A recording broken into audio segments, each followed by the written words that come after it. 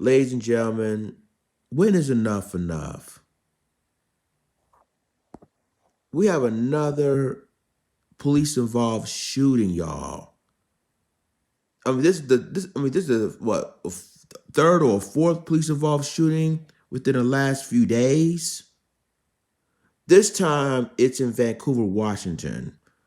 21-year-old Kevin Peterson been shot by Vancouver police in Vancouver, Washington. Now, the thing of it is now that I know this is an election coming up. In fact, the election's on Tuesday officially. And so far in the last few days, whether they're armed or unarmed, black men and black women or black children has been murdered by police within the last few days. So, ladies and gentlemen, this article comes from The Guardian.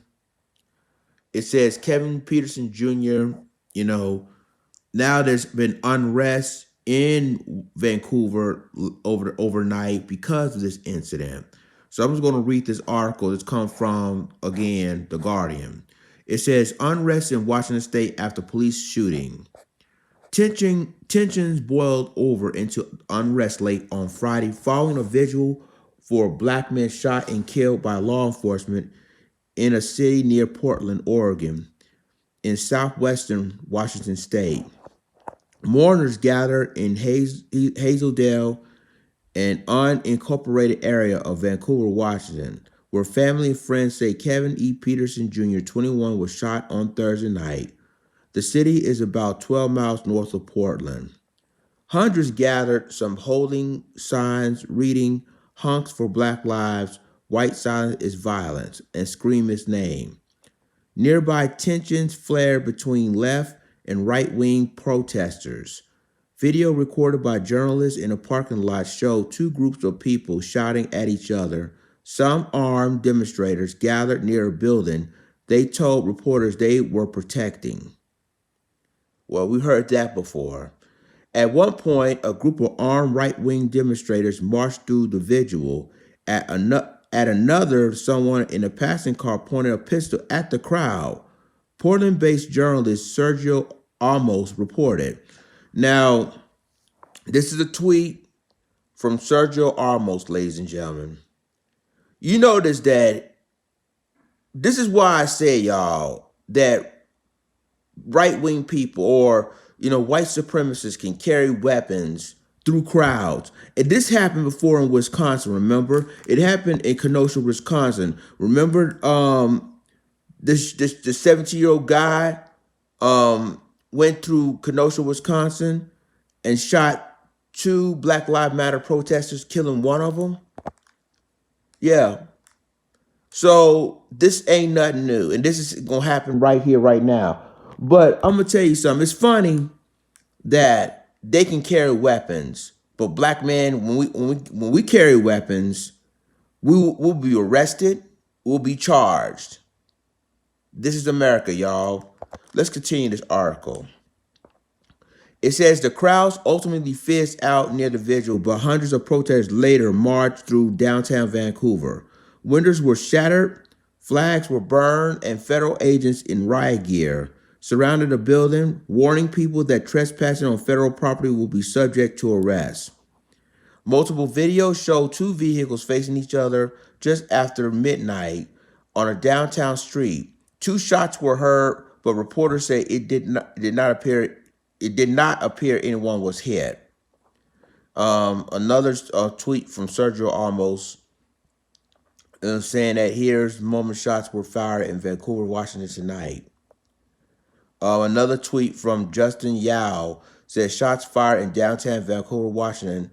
It came from a truck believed to be driven by right-wing counter-protesters. So, ladies and gentlemen, these counter-protesters have the balls to, be armed and try to provoke, Black Lives Matter protesters to do something. And I think right now, and this is why I said we need to go to a gun range and be well armed to defend ourselves, because again, and with our Second Amendment rights, because it's like now they want to start something. And it looks to me that these white wing, like the Proud Boys, the Boogaloo Boys, can go to counter protesters with arms and police don't do a damn thing, right? So it's sad, y'all, but this is America. This is America. Let's continue. It says authorities declare an unlawful assembly and order protesters to disperse. At least one person appears to have been detained, according to video posted online by a journalist. Family and friends describe Peterson as a former high school football player and the proud father of an infant daughter. In a statement, the Clark County Sheriff Chuck Atkins said a joint city-country narcotics task force was conducting an investigation just before 6 p.m. Thursday and chased a man into a parking lot of a bank where he fired a gun at them. A firearm was recovered at the scene, Atkins says. Authorities have not named the person who was shot, but Kevin E. Peterson Sr. told Kevin Lee Peterson Sr. told the Oregon Live the person was his son, Kevin E. Peterson Jr. Atkins referenced the Peterson family in his remarks, but did not confirm Peterson was the person who was killed. I can say that our agency is grieving, as is the Peterson family and the community, Atkins said. As the community grieves, I call for there to be respectful and dignified observance of the loss of life. In this matter, there is always the potential for misinformation, doubt, and confusion, and there may be those who wish to sow seeds of doubt. The investigation has been referred to the Southwest Washington Independent Investigation Team, and the Camas Police Department is taking the lead, Atkins says. Investigators say on Friday evening the Narcotics Task Force had contacted a man suspected of selling illegal drugs in a motel parking lot and that he fled on foot with officers following. The man produced a handgun. The officers back off. Investigators say a short time later, the man encountered 3 Clark County deputies, all of whom fired their pistols at the man. They added, they did not say the man fired a handgun found at the scene, making it unclear what happened just before the shooting. And I'm going to stop you right there. So they said that the guy, had a gun, right? But now they say it's unclear that he shoot at the sheriffs or at the deputies. And the gun that was been recovered hadn't even been fired at all. See, this is why I say, y'all, that cops lie. And they always change the narrative that, the victim's always been the suspect. He purchased a gun and blah, blah, blah. But then, Benjamin Crumb, oh Lord, here we go. He claimed that he wasn't armed. He was just running away from police because he was scared. So they said they found a gun that was been recovered, but they wasn't sure if the gun is the same gun that was the gun's been fired upon? Was the gun been shot at? At them? So it seems to me they're trying to make excuses that, well, he had a gun, so but yet was the gun being fired? You found shell casings? Had you found gunpowder on Kevin Peterson Jr.'s body? See, this is the unanswered question I was telling you guys about, y'all. My question is, have you found gunpowder on Kevin Peterson Jr.'s body? Was the gun report, had his gun been fired? Was shell casings been found? See, I'm telling you, they always making excuses justified on why Kevin Peterson Jr. been killed. All right, let's continue with this article. The community is a short drive north across the Columbia River from Portland, where racial justice protests have played out nearly every night since George Floyd's killing by police in Minneapolis in May. Southwest Washington is also home to the right-wing group Patriot Prayer, which held rallies for Donald Trump in Portland in recent months that ended in violence. Earlier, several people paid their respects to Peterson at the site of the shooting. Max Smith, an organizer of Black Lives Matter protests in Portland, said he knew Peterson's sister and spent more than 5 hours at the scene. Excuse me. There were a ton of grief. He's 21 and has a baby, an infant, Smith said. They're not sure what happened, why the encounter took place. Everyone was extremely disheartened and confused. Jake Thompson, a high school acquaintance of Peterson, said he took photos at the wedding of Peterson's parents in Portland in 2018. On Friday, he posted a black and white photo of Peterson in a suit and a bow tie as he flashed a big grin. I didn't sleep much last night, he said. Peterson played football at Union High School in Vancouver, Washington, loved sports of any kind, and was a big personality who was known and liked by everyone at the school, Thompson said. And that is the end of the Guardian article. In the last few days, y'all, we have showing that whether they're armed or unarmed, black men and women and black kids were killed within the last few days in the hands of law enforcement. In the last few days. And this is the latest one. Kevin Peterson Jr., this is what the police is saying. And this is why I say a lot of people now are not trusting the police anymore. The police said that Kevin Peterson Jr., there's been a narcotics, investigation at a hotel or at a motel. So they say that Kevin Peterson Jr., well, they're not going to identify the name, but the father said Kevin Peterson Jr., he was running away from police. Let me get this right. He was running away from police. He was brandished a gun, right? And then officers shot this man, killing him. Now the question I would like to ask you guys, he said that he was brandishing the gun. If the gun was being recovered at the scene, did he fire at police? Did he shoot at police? Was Kevin Peterson Jr. Gunpowders was in his clothes?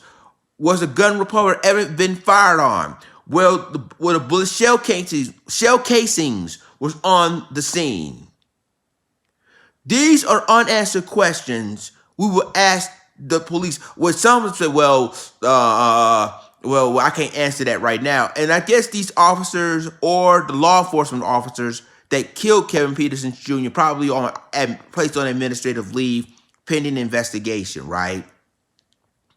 So you think about it.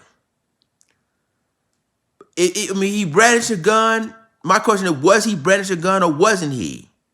Now, an attorney, Benjamin Crump, tweeted last night saying that, he was unarmed. He ran away from police and he was scared from police. And they shot the brother. Now the police version said, well, we recovered the gun. You see, he had a gun. My question is, did he point it at officers? Did he shot at officers? If he did shot at officers, was Kevin Peterson Jr.'s gunpowder on his clothes? The gun was recovered. Had the gun been used? You found shell casings of the gun that he's been used? Was there any shell casings? See, this is why I say that sometimes, and like I said before, there are crooked cops everywhere. And the FBI even said in 2006 that white supremacist groups will infiltrate law enforcement police departments all across the country. Right? So that tells you right there that you see all these cases now in the last few days and I reported on all of them, that young black men and young black women and young black kids has been killed by the hands of the police and the hands of law enforcement. And that's in the last few days. And you see all the unrest happening now. The only unrest that didn't happen was in the incident in Illinois. But you see it happened in Philly, D.C., and now in Vancouver, Washington. All these unrests are happening because they're sick and tired of being sick and tired. And so, y'all, this is what I'm saying, y'all. When is this enough? And we look at Nigeria, and like I told you before, with the EndSARS movement in Nigeria, and the police is still killing us by white officers. They still killing us. And nothing's been changed about it. It's happening again. And we're just sick and tired of being sick and tired of every young black man, every young black woman, and black kids being murdered by the hands of the police. And this happened, this happened Thursday. This incident happened Thursday, but I just got the story yesterday. And I want you guys to understand this. And I know some of y'all gonna say, well, Lyons Den, he had a gun. What are the officers were supposed to do? Well, ladies and gentlemen, my question is, did he point that, even if he did have a gun, did he point the gun at the law enforcement officers? Would he even shoot at these law enforcement officers when he ran away? Where the gunpowder, it was in his clothes. Where shell casings was on at the scene. Is that really his gun? Did the officer recover? Because sometimes these police officers are planting guns on people. They do. So these are unanswered questions, y'all. And I told you, now you're seeing a pattern now. You're seeing all these police-involved killings of either armed or unarmed black men, black women, and black kids across this country. And I think I believe this is the fifth person that was killed so far in the last few days. Fifth black person that was killed so far. The fifth. So y'all let me know what you think about this. Oh man, here we go. I'm just getting so sick and tired of talking about this story, talking about this case, and they still killing us. They still killing us. And the only way people are going to react to the situation is riots and unrest. And now they want to talk about, well, you want to destroy no property, and I'll be hearing politicians, why you destroy your own neighborhood? You know what? But yet you can't control. What about controlling your officers? I tell y'all what. All the politicians, you want to stop riots and unrest? Control your officers. Crack down of the officers and make them held accountable of the violence they created. Then we'll talk. And what's up with these right-wing armed militias now? Counter-protesters that want to intervene with the Black Lives Matter protesters with arms. But yet you're not arresting them. They walk down with these arms in their shoulders, try to intimidate these protesters. And now you see why we having so much violence. You got so much people talk, oh, we want to protect our property. From who? That is not your property. I'm telling y'all, it's going to get worse and worse. Now, they're tough now. These right-wingers carry their arms. But what if the NFAC carry their weapons? Along with them, what's going to happen then? Oh, okay. Well, but y'all be afraid with the NFAC if they bring their weapons. Along with the right-wing protesters, got their weapons. And see, maybe that's what needs to happen. Maybe the NFAC need to go to every counter protest they have to protecting Black Lives Matter protesters. I don't know. But it seems to me, y'all, that in the last few days, we've been having police-involved shootings. And to me, this is like the norm. This is like the norm now. Having too many police-involved shootings across this country.